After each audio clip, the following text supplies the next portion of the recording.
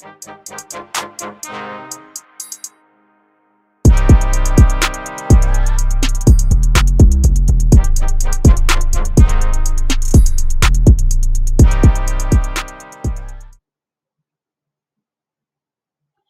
right. Well, it's been a long time since I've spoke with y'all.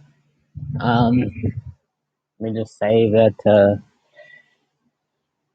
I'm back, and in this video, obviously, as you can tell, we're going to be talking about the trade that happened between Kansas City and Baltimore this weekend. So, without further ado, the Ravens traded offensive tackle Orlando Brown to the Kansas City Chiefs for a 2021 first round pick, their 31st pick, a third round pick, a fourth round pick, and a 2022 fifth round pick for next year's draft. Now, what did Kansas City get? Well, they obviously got Orlando Brown, and they got our 2021 second round pick and our 2022 sixth round pick. So I've had time to really digest and think on this and to listen to what other people had to say.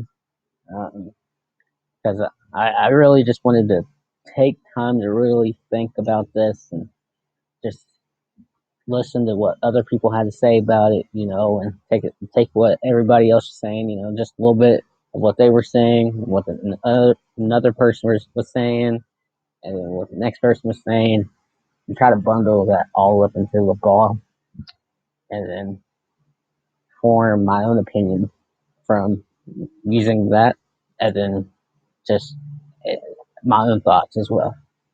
So, what I've heard a lot of is that people are unhappy, not because of, not so much of what we got for them, but to who we gave them to. You see, well, we gave them to the Kansas City Chiefs. All right, and I don't know if you guys are familiar with Kansas City Chiefs, but they might, they just so happen to be just a little bit good. I'd go as far as to say that they're better than just a little bit good. I would go as far to say that they have our number anytime we play them.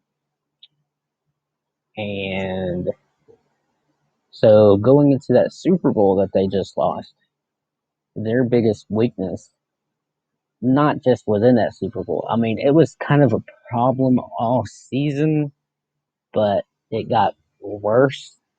I mean, it was really bad in the Super Bowl because, I mean, they had Mitchell Schwartz out, and they had their other guy out. So they were having to play makeshift on their own line. So the Kansas City Chiefs' biggest weakness on that night and from a little bit of the entire season was their offensive line. So what the Chiefs have done this offseason was they went out and signed Joe Thuney. They got Kyle Long out of retirement. They picked up somebody else, I think. And then Baltimore and Eric DeCosta just said, can't beat them. Might as well do business with them. So that's exactly what he did when he gave him Orlando Brown. Now, Orlando Brown, he done a heck of a job playing right tackle while he was with us. His combine was really bad, so Baltimore got him in the third round. So Baltimore's thought was, well, okay, so he had a bad combine, okay, but if he can come in here, we can work with him, we can fix whatever went wrong that day, and get him in a better physical shape, then we can use him, and he can be a great help to us, and he was. So much that when Ronnie Stanley went down, Orlando Brown just slid over and played left tackle. And then that, he done really well. In fact, he went to a Pro Bowl for it. And then off season came around. Orlando Brown said he wanted to play left tackle because he wanted to fulfill uh, a dream or his dad's dream of him playing left tackle, and that he wanted the left tackle money. And I mean, he is easy money after all, right? So he wanted to get that easy money. So he said, "Hey, Baltimore, I love y'all. I'm thankful for the opportunity that you gave me, and that you didn't shy away from picking me, even after my bad combine. But you see that guy over there that normally plays left tackle? Yeah, I want a contract so similar to his. And if you can't make that happen, then I want to trade. And so if you can make that happen, that'd be great." So off season rolls around, continues on. He doesn't really talk much about it, but his intentions are clear to where he wants to be, and that's not in Baltimore, playing right tackle anymore. So from up until this weekend, he was there was a lot of talk. Where is OBJ gonna go? And not Odell Beckham Jr., but Orlando Brown Jr. And people were saying, well, let's trade him to the Chargers and see if we can't get Keenan out of him. And then let's not forget the infamous uh, fan that said that we traded him to Jacksonville for DJ Chark, I believe. And then Tony Khan, or Shad Khan, whoever, shut that down and was rather aggressive about it. But he shut that down, and we did not obviously get DJ Chark, and we obviously did not get Keenan Allen. So we so this offseason continued on. Eric DeCosta kept getting questions about him. Eric DeCosta, he's not going to answer much anything. But you see, the draft is next Thursday.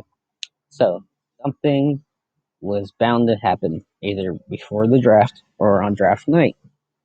And it just so happens that it happened before the draft. And I assume Eric DeCosta could not get any better of a pick or any other. He wasn't able to get much more get much more from other organizations for Orlando Brown because he's having to get paid. So somebody's going to have to pay him a lot of money. So Eric Costa finally answered the Chiefs' phone call, or he called them up and said, we got this offensive tackle that we drafted in the third round. I don't know if you know him, but he usually protects Lamar's right side when you guys are going up against us. Uh, he happens to be just a little. He's a little good. Um, and I know that you guys have some offensive line woes. So why don't you help me to help you to help me? So I'm willing to give you Orlando Brown if you are willing to give me your 31st pick in the first round. And on top of that, I would also like a third round pick and a fourth round pick, and then a 2022 fifth round pick for next year's draft. And I will give you Orlando Brown in 2021 second round pick and 2022 sixth round pick. So they got the deal done, and Orlando Brown is shipped out to Kansas City. So he will now be protecting Patty Mahomes' left side, his blind side. Now, for me personally, I'm in the mindset, and I have the mindset, well, if Kansas City was the only person that was willing to give us anything for him, then at that point, it's about business. And from a business standpoint, you have to do what you have to do. So they did what Eric DeCosta did what he had to do. So he got Kansas City's 31st pick in this year's first round. So that goes to our updated draft pick. So now we have our first pick, which is the 27th, and then we got the 31st pick. Um, uh, let me bear with me for a minute. This is really putting a damper on what I had going there, but just bear with me. It will be all right. So this is our updated draft picks. So we got the 21st, or not the 21st. I wish we had 21st. That'd be nice. But we have the 27th pick, the 31st pick, the 94th pick.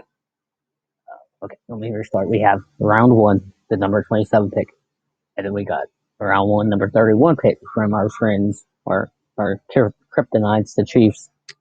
Then we got a round three, number 94 pick, and round three, number 104, round four, 131, round four, 136, round five, 171, round five, 184, round six, 210. So now we have two first round picks. Now, there's a lot of talk going on, a lot of wondering, a lot of pondering what's going to happen. What are they going to do with it? I have seen people say, well, let's get a tackle and a edge rusher, or let's get an edge rusher and a wide receiver, or let's get a safety and a tackle, or let's not draft anybody with that 31st pick. Why don't we uh, bundle these picks that we now have and see if we can't move up in the draft? Now, this is where I tell you what I want, what I would like to happen. What I would like to see happen is we stay where we're at unless we get to move up. Maybe I would love to see us in the 20s. You know, I don't think we're going to get anywhere below the 20s, but if we're able to, then great. That's awesome. But if we can move down into the lower 20s through 20 through early 25, if we can make that happen, that'd be awesome. But if we can't make that happen, then with the number 27 pick, what I would love to happen is we get a wide receiver. Um, I'm seeing a lot of people wanting Rashad Bateman. I'm not a college guy. I don't really look into all these prospects or anything, but I want a receiver. I know that much. And then with that 31st pick, let's get a edge rusher. And well, you see here, we don't have a round two pick, and that's got a lot of people upset. But if we're being realistic about this, we got two first round picks, which means that second first round pick it would be our second round pick, pretty much. So I would not be upset at all if we went tackle, wide receiver. That'd be great. And honestly, I wouldn't be upset if we went tackle or edge rush or wide receiver and edge rush. You know, just as long as we do something for the offense to make it better. Because the defense, like my boys over at LBHT, defund the defense. So why don't we defund the defense just a little bit and help our offensive side of the ball and help Lamar Jackson out? You know, I mean, we are going to give him a deal, hopefully. So why not help him? So as long as we do something to make the offensive side of the ball better, I'll be all right with it. Now, my final thoughts on the matter are: as long as we do something to make the offensive side of the ball better, I'm happy with whatever we do, whether it be tackle or wide receiver. Just as long as we do something. Obviously, we're gonna have to find Orlando Brown Jr.'s replacement. We'll probably sign a vet. You know, we got that. tackle from Tennessee coming, and then we were in talks with the guy from Pittsburgh. Uh, I know Dennis Kelly is the guy from Tennessee, and then Alexandra Nuevo, I think maybe, or Alexandra Nueva. I'm not sure, but we need somebody that's going to be able to hold down that right side, the right tackle spot, because know Orlando Brown done really good in his role that he done protecting Lamar's right side, and he was really good in the run game. And that's got a lot of people saying like, well, we were a really run heavy offense, and it's got them wondering, and it's got them kind of being petty, saying like, well, he had it easy in our run game, but how's he gonna do over in the where they throw the ball a lot? Now, I'm not quite sure what uh, kind of offense he was in college, but I know Baker Mayfield likes to throw the ball a little bit. So unless, I mean, at this point, it's just a matter of waiting and seeing what's happening. But either which way, Kansas City, you just got yourself another player that you're going to have to pay money to, or he's going to be shopped around a little bit, and he's going to go from Baltimore to Kansas City to somebody else. If Kansas City decides they don't want to pay him. But here's the thing about Kansas City: they do a lot of not draft, but contract restructures to give them more money, right? And well, cap isn't really a thing to them. I mean, to them it is cap, just to borrow something from Engraving. But you know, I mean, overall, it's a wait and see type thing to see how it's going to work out for everybody. If Orlando Brown does really good in the pass heavy offensive scheme of Kansas City, then you know what? Great. Good for him and good for the Chiefs. I do expect the Kansas City Chiefs to try and get that running game going this season. They have Clyde Edwards-Helaire. He done pretty well for himself in the Super Bowl. You know, he didn't get a lot of opportunities, well, because they were down, and and they were in a similar spot the Ravens always find themselves in with any team that can actually put up points, i.e., the Kansas City Chiefs. So they were having to play catch up. So they weren't able to get that run game going, and so I do expect them to try and get the Clyde Edwards Clyde Edwards Hilaire more involved and not just be so one dimensional. And if they're able to do that, then I don't want to think about it if that's what they're able to start doing.